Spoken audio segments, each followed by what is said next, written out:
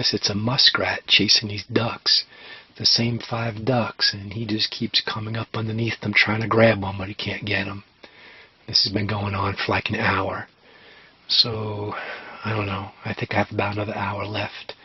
And then that'll be the end of tonight. And then we have one more day. And there's that guy. Trying again to get that duck. It's hilarious. Let's see if he gets one.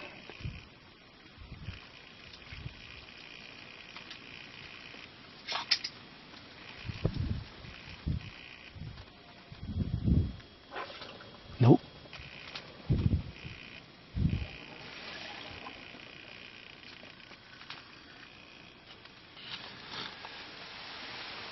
He just keeps trying. So, there's always something to watch when you buy a water hole. But it's not the antelope that I really want. Well, let's see if we get one. Okay, it's pretty windy, so I know the audio won't be too good, but to give you a quick idea, there's the blind, and this is the water hole. And so what I'm going to try and do is dig a trench now, right over here, and then I'm going to dig a trench over there and see if I can bring them to this side of the water hole, because right now what they're doing is they're drinking over here on the far side of the reeds. Another thing I could try and do maybe is fence that off and block it off a little bit. I don't know.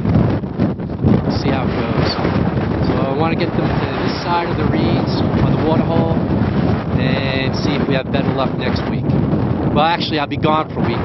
That'll give this a chance to rest, and I'll come back in 2 weeks and give it a try. Okay, it's been about 2 weeks since I've been here. I had to go back to New York to visit the kids, and I left the ground blind up at this great water hole where I couldn't get a shot, hoping that the antelope would get acclimated to it, but I was taking a chance. So here, as you can see, I have to film from inside the truck with the windows up because it's so windy you wouldn't hear anything. So farmer gave me permission to drive across the field because it's dry. And there's my ground blind. The only reason it didn't blow away is I had it staked down real well, and I had a lot of rocks on top of the stakes, but it still got busted. The wind was too much, and I think that blind is shot. I think it's just busted up. But I took a chance, and the wind is just terrible. The reason I left it was that the antelope would get acclimated, and in turn it trashed my blind. I'll have to get another one. Also, as you can see, all those reeds, that grass, the antelope were drinking on the far side. You see that, where the puddle goes around there from this water hole? So what I did was I came back and put up some like snow fencing. I got permission from the farmer to do this. Let me give you a look at what that looks like there. Whoa, wind is bad. Okay, if we can see it. I put up some snow fencing. I'm going to get a little bit more so that the antelope can't drink on that side of the water hole. They're going to have to come to at least here, this bend, and that bend is at about 25 yards from the blind. So that's my shooting distance. So I'm going to go back to Home Depot, get some more snow fencing, come around there, and then what I'll have to do at this water hole, I'm going to just have to watch and only hunt it on the days when it's not too windy, and I'm going to have to pack that blind in every day. It's just too much here. I can't leave one up. So I'm going to go take that one down now, and that'll be it. It's getting late, getting dark, and although it's antelope hunting, antelope season, I also had a doe tag. So I've been seeing no antelope. Rifle season has started, and the antelope are being chased like crazy. Guys are driving around pickup trucks shooting nuts, not like archery season. So a nice white-tailed doe came by, and I have a tag for that. and it was getting near the end of the day, so I just took that white-tailed doe. So, in the words of my man Mick Jagger, you can't always get what you want, but sometimes you get what you need. No antelope tonight. Season's not over, but it's getting hotter now because rifle season has started. So I got myself a nice white-tailed doe. I prefer the antelope for eating better than the whitetails now, but this will have to do. At least we didn't strike out. So things are good, and we'll just go back and keep trying. I'm finished antelope hunting for this season, and unfortunately didn't do too well. Last week, while I was antelope hunting, I had to tag, and the seasons overlapped, and a white-tailed doe came in, so I took her.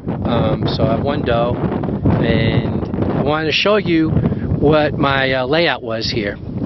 Now this is the waterhole that I was hunting over, one of the ones on this farm that I was hunting over. And if you can see this patch here, the grass dead, that's where my ground blind was for this season.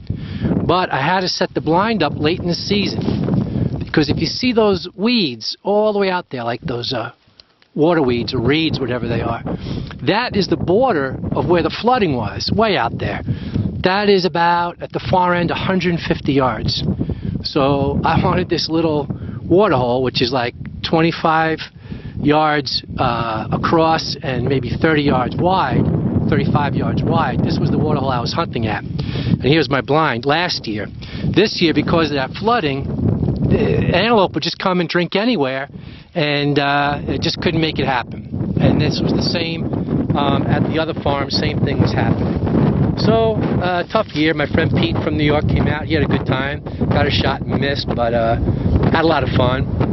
Now, tomorrow is opening season for rifle for white-tailed deer and mule deer and elk, which means this place is going to be overrun with guys rifle hunting. So I might still come back here with the rifle for try for either a muley or a white-tailed buck. And if you can see those trees over there, those trees and those two pockets of trees, that's all that's around these winter wheat fields, nothing else, no other cover. So for the bow, that was too hard. I couldn't get close enough. But for the rifle, I can pack up. I just packed up my ground blinds now, and if I decide to come back here at the rifle, I'll just use those trees for cover. So that was it for this year's antelope hunt.